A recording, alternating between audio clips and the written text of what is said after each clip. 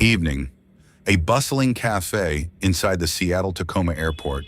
Pilots and technicians linger after their shifts. Elena Whitaker, the 36-year-old CEO of a struggling airline, sits with her executives. Maps and financial red ink cover their table.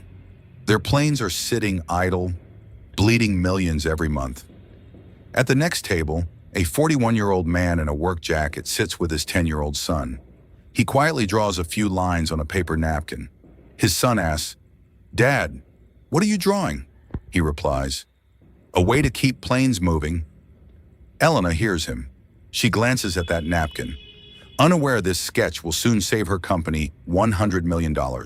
Daniel Carter was a man who understood the rhythmic metal heartbeat of the sky. At 41, his face was etched with the quiet, weary resilience of a man who lived in the narrow gaps between flight schedules. He wasn't a CEO. He didn't have a corner office with a view of the skyline. He was a contract aircraft maintenance technician, a man whose office was the cold, cavernous space of a hangar or the rain-slicked tarmac of SeaTac. The hangar at dawn was a cathedral of echoes. Every clink of a wrench against titanium resonated like a lonely bell. He had learned to read the stress on a bolt just by the way the light glinted off its threads.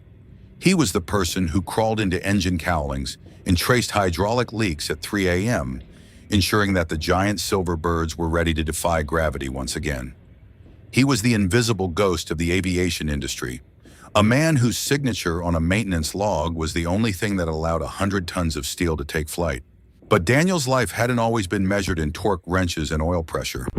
12 years ago, he was a rising star in aeronautical systems engineering at Georgia Tech. He saw the world in elegant strings of fluid dynamics, orbital mechanics, and complex operational flows. He was on the path to becoming a designer of global networks, the kind of person who determines how the world moves. But then, life executed a violent, unrecoverable stall. His wife, Sarah, was diagnosed with a sudden, aggressive neurological illness. The medical bills began to mount like a rising thunderhead, and the high-pressure world of corporate engineering became an impossible luxury. After Sarah passed away, Daniel made a choice that left his professors in shock. He walked away from the data centers and the design labs. He needed a job with a hard stop, a job that allowed him to be the father Noah needed. He needed to be the one at the school gate at 3 p.m., the one making grilled cheese on a rainy Tuesday, and the one who never missed a soccer game. Being a technician wasn't just a paycheck for Daniel. It was a field study in the friction of reality. While the analysts at corporate headquarters calculated flight paths based on ideal turn times and theoretical gate availability, Daniel saw the actual bottleneck. He watched the planes sit idle at the gates because the cleaning crew was stuck in traffic. He saw the fuel trucks delayed by poor ramp coordination. Most importantly, he saw the empty hours, the massive blocks of time where a $20 million asset sat on the concrete doing nothing but burning capital. He understood that the hub and spoke model, the gold standard of the industry, was actually a trap. It was optimized for the airline's ego, not for the aircraft's health. Noah, his 10-year-old son, was his shadow after school. He was a bright technical child who shared his father's obsession with how things worked. They had a sacred ritual. Every Tuesday and Thursday, after Daniel finished his maintenance rounds, they would go to a small warm cafe tucked into the terminal's corner. Surrounded by the hum of jet engines outside and the frantic clicking of laptops from traveling businessmen inside, they would sit and decompress. Noah would work on his coding projects, and Daniel would pull out a pen and a paper napkin. He would sketch out the flow of the airport, mapping the movement of the planes like blood through a vein. He was looking for the blockage. He was looking for the pulse. To the people in the cafe, Daniel looked like just another tired blue-collar worker in a scuffed jacket. They saw the grease under his fingernails and the heavy boots. They didn't see the systems engineer beneath the surface. They didn't see the man who was quietly solving a $100 million puzzle while his son sipped hot cocoa.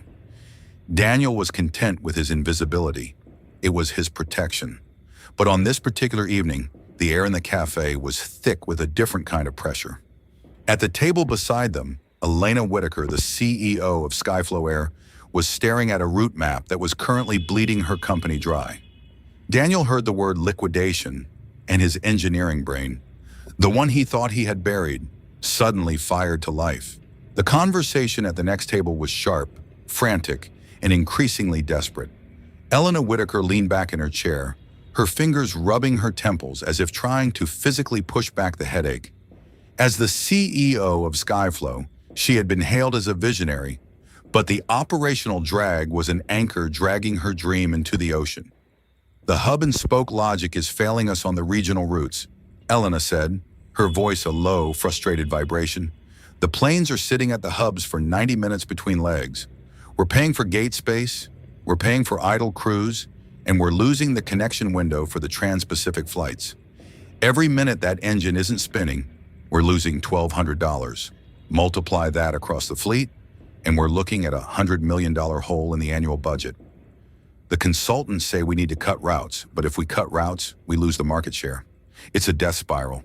Makshanam.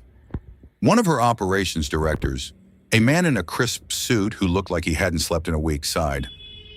We've run the simulations, Elena. We've used the best routing software money can buy. There simply isn't enough flow in the mid-sized cities to justify a direct point-to-point system. The planes have to come back to the hub to be serviced. That's the law of the industry. Daniel, sitting just 3 feet away, heard every word. He didn't mean to eavesdrop, but he saw the map on Elena's laptop screen. It was a beautiful, high-resolution rendering of the West Coast, glowing with the paths of their fleet. To the executives, it was a strategy. To Daniel, it was a broken machine. They were treating the planes like cars that needed to go back to a garage every night, rather than like blood cells that needed to keep moving to keep the body alive.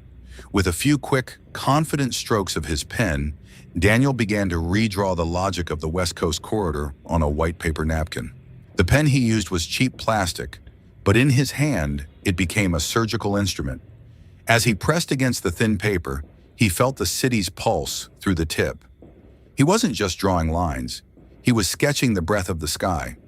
He divided the map into continuous loops where an aircraft would move between 3 mid-sized cities, Portland, Boise, and Sacramento, before ever touching the major hub in Seattle.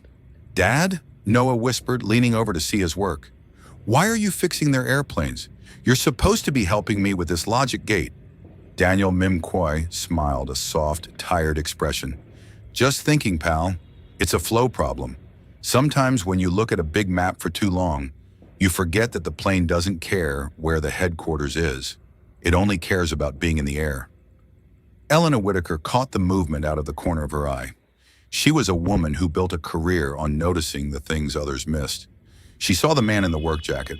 She saw the intense, surgical focus on his face. And then, she saw the napkin. It wasn't a doodle of a cloud or a smiley face. It was a flow chart. It was a decentralized rotation schedule. Excuse me, Elena said, her voice cutting through the director's argument. She turned toward Daniel, her eyes narrowing with curiosity. I didn't mean to be intrusive, but I noticed your sketch. That's the Skyflow regional sector, isn't it? You've got the Sacramento leg bypassing the hub entirely. Daniel looked up, momentarily startled. He felt a flush of embarrassment. He was used to being the ghost, not the expert. Oh, yes, it is. I was just thinking about the turnaround lag. I work on those engines, ma'am. I see them sitting there every night at Gate B4. Elena didn't look offended. She stood up and walked over to his table, her eyes fixed on the napkin. You're suggesting a continuous loop? Without a hub reset? How do you manage the maintenance cycle? Daniel hesitated. He saw the director behind Elena rolling his eyes, clearly unimpressed by the mechanic's input. But he saw the genuine, raw desperation in Elena's eyes. He decided to give her the street truth, the truth from the tarmac. You're losing 12 minutes on every hub reset because of the baggage handover and the gate traffic? Daniel said, his voice gaining the resonant strength of the engineer he used to be. But if you rotate the maintenance crew to the regional points, if you put a tech team in Boise instead of keeping them all in Seattle, you can perform the level 1 checks during the 40-minute loading window. The plane stays in a loop. It stays hot. It stays moving. You're optimized for the hub, ma'am. You need to be optimized for the air. Your planes are waiting when they should be flying. You're losing $100 million because you're afraid to let the planes leave home. He slid the napkin toward her. Drivers, pilots, they already know these loops. They talk about them in the lounge. But the office logic won't let them do it because the spreadsheet likes the hub. Sometimes the simplest way to win a race isn't the fastest car, it's the one that never stops. Elena picked up the napkin. She looked at the scrawled lines and the technical notations about gate lag and thermal stall. She didn't see a doodle. She saw a masterpiece of ground-level intelligence. "May I keep this?" she asked, her voice hushed. "It's just a napkin," Daniel replied with a small smile. Elena didn't answer. She tucked the napkin into her portfolio as if it were a holy relic. The meeting at her table ended shortly after, her directors still whispering about unqualified advice. But as Elena walked out of the cafe into the Seattle mist, she didn't look at her reports. She looked at the napkin. She realized she had been looking for a solution in a $5 million software package. But she had found it sitting with a 10-year-old boy and 2 cups of hot cacao. The next 3 months were a whirlwind of quiet, high-stakes experimentation inside the headquarters of Skyflow Air. Elena Whitaker didn't tell her board of directors about the napkin map. She knew they would think she had succumbed to the pressure. Instead, she quietly directed a small, hand-picked team of analysts, the ones who weren't afraid of a radical shift, to run a shadow simulation based on the Daniel Loop. They focused on the Pacific Northwest sector.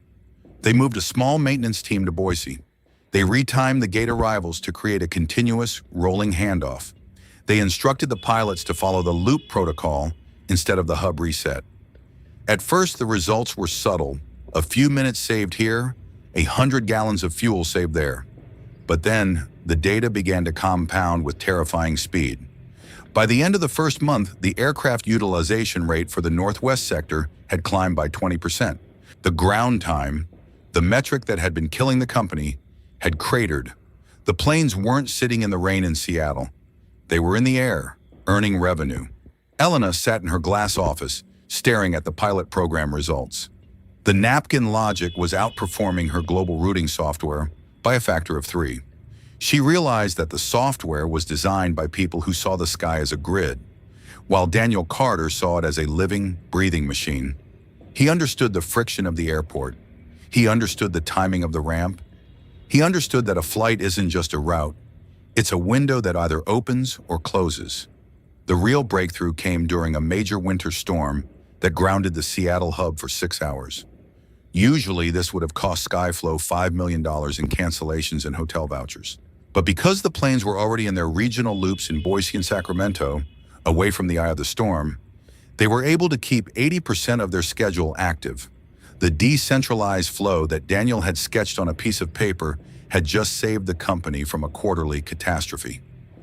By the end of the quarter, the chief financial officer walked into Elena's office with a look of absolute stunned disbelief.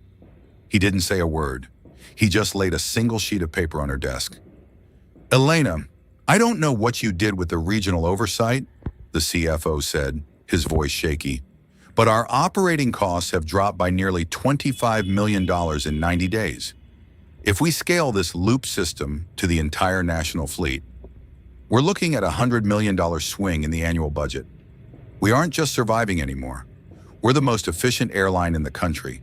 The investors are calling it the Whitaker miracle." Elena didn't celebrate. She didn't call the press. She reached into the top drawer of her desk and pulled out a small clear plastic sleeve. Inside was the paper napkin from the airport café. It was stained with a faint ring of coffee and a tiny smudge of cacao. "I didn't do it," Elena whispered. "The technician did." She spent the next week trying to track down the man from the cafe. She realized she didn't even have his last name. She went back to the cafe every evening at 6 p.m., sitting at the same table, waiting for the man in the work jacket and the little boy with the logic gates. But Daniel wasn't there. He had taken a short-term contract at a different terminal to help pay for Noah's upcoming coding camp. He was out on the tarmac, hundreds of yards away, completely unaware that his sketch had become the blueprint for a corporate revolution. He was still just a dad trying to make sure the rent was paid and the truck stayed running. He was still a ghost in the system he had saved. Elena eventually used the maintenance records from that Tuesday evening to find the contractor assigned to the Skyflow engines. She found his name, Daniel Carter. She looked into his background and saw the unfinished aeronautical degree. She saw the history of Sarah's illness. She saw the man who had traded his potential for his son's presence. She realized then that the most valuable asset in her airline wasn't the fleet of jets or the prime gate slots. It was the intelligence that was currently being hidden under a greasy maintenance jacket. She didn't just want to thank him. She wanted to hire the mind that saw the vortex in the flow. She wanted the pattern seeker. As the board prepared for the annual shareholders meeting, where Elena was expected to explain the miracle, she made a decision. She wasn't going to take the credit. She was going to show them the napkin. She was going to show them the man behind the logic. Because she realized that true leadership isn't about being the one who solves the problem. It's about being the one who is humble enough to recognize the solution when it's written on a piece of trash by a man who actually knows how the wind feels. The boardroom was a sea of expensive suits, high-status watches, and skeptical glares. The directors were leaning forward, waiting for Elena to explain how she had miraculously turned the company's biggest liability into its greatest asset. The air was thick with the scent of expectation. These were men who measured value in percentages and dividends, and they were ready to hear a complex explanation involving AI and market shifts. Elena stood at the head of the table. She didn't use a PowerPoint. She didn't use a laser pointer. She simply walked to the center of the room and placed a small framed object on the mahogany surface. It was the napkin. "This," Elena said, her voice clear and resonant, "is the reason our quarterly operating costs are down 30%. This is why we didn't have to cancel a single flight during the December storm. And this is why we are going to save $100 million this year." The directors squinted, some of them putting on their glasses. "A napkin, Elena?" One of them asked, a hint of a sneer in his voice. "Is this a performance art piece? Or have the pressures of the CEO office finally caught up to you?" "This is a masterclass in ground-up systems engineering," Elena countered, her eyes flashing with a new kind of authority. "It was drawn in 5 minutes by a man who understands our business better than our most expensive consultants. He understood that our software was trying to conquer the sky, while he knew how to cooperate with it. He found a $100 million glitch in our logic using a ballpoint pen because he actually knows what it's like to fix an engine in the rain." She looked around the room, making eye contact with every person there. The silence was heavy, the kind of silence that precedes a tectonic shift in a company's soul. "We spend millions on data, but we've been ignoring the people who actually touch the product. We've been leading from the 50th floor, and we became blind to the ground. This napkin reminded me to look down. It reminded me that the most powerful intelligence in this company was sitting in a café, not a server room." The room went silent. The arrogance of the board was momentarily humbled by the simplicity of the truth. Elena then announced that she was establishing a new department, Systems Integrity and Operational Flow. She informed them that the position of director would be offered to the man who drew the map. "But he's just a technician," the operations lead protested, his face turning red. "He doesn't have the credentials for a director role. What will the shareholders think?" Elena looked at the man, her gaze icy. "He has 100 million credentials in his pocket, John. That's enough for me. And if he won't take the job because he wants to be with his son, then we'll build the job around him. Because I'd rather have a technician who knows the truth than a director who's blind to it."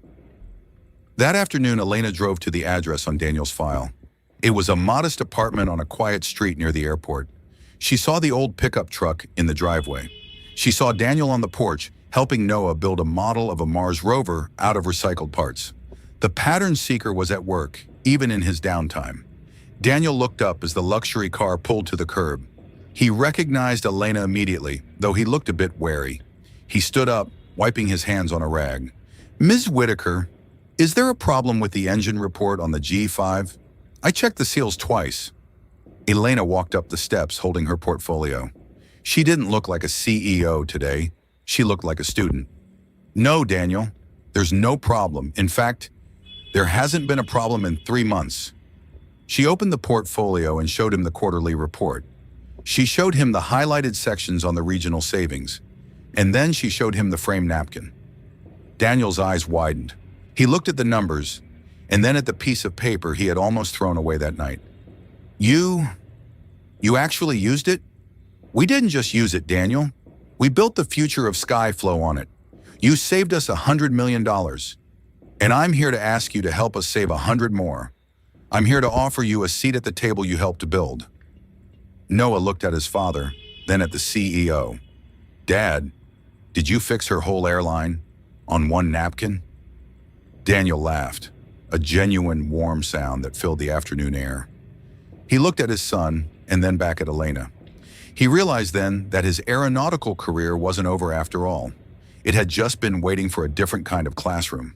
The transition was handled on Daniel's terms. He didn't want the 60-hour weeks. Elena created a role that allowed him to work mostly remote, focusing on high-level strategic mapping while ensuring he was still the one picking Noah up from school at 3 p.m. Daniel Carter became the secret weapon of Skyflow Air. He was the man the engineers went to when the code couldn't solve the lag. He taught them the Sarah lesson, that a system is only as good as the people who have to live inside it. He brought the mechanics into the boardroom. He turned the final turn into a collaborative conversation between the data and the grease. 1 year later, Daniel and Noah were back at the small cafe in the terminal. The cafe smelled exactly the same, a comforting blend of steam and cinnamon. Outside, the rain was a soft curtain, no longer a threat but a part of the city's melody. The city lights were glowing outside the glass. Daniel was wearing a clean sweater and dark trousers, but he still had that same calm, observant gaze. Elena walked in, joining them at their table. She looked different, too. The frantic, stressed energy of the Ice Queen had been replaced by a quiet, deep confidence.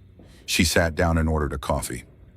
The board just approved the expansion into the Tokyo market, Elena said, her voice full of a quiet pride. They want the Carter Protocol for the urban density there. They've realized that the napkin is more powerful than the mainframe. Daniel smiled, ruffling Noah's hair. Tokyo is a big puzzle, Elena, but the physics are the same. You just have to listen to the gates. You have to hear what the airport is trying to tell you. Noah showed Elena his latest drawing. It wasn't a rover. It was a map of their new neighborhood, with every house colored in a different shade. In the center was their own house, glowing with a bright sun. It's beautiful, Noah, Elena said softly.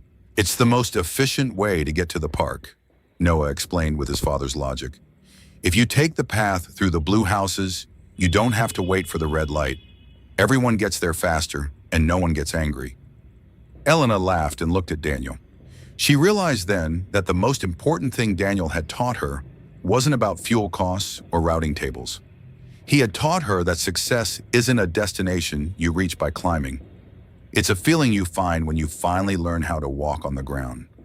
The story of the single dad and the CEO didn't end with a merger. It ended with a simple, honest connection.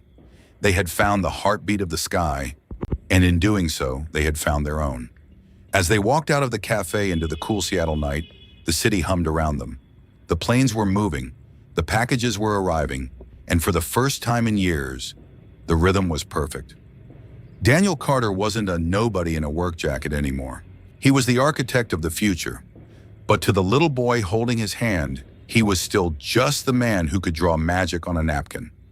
And that was the only title he would ever need.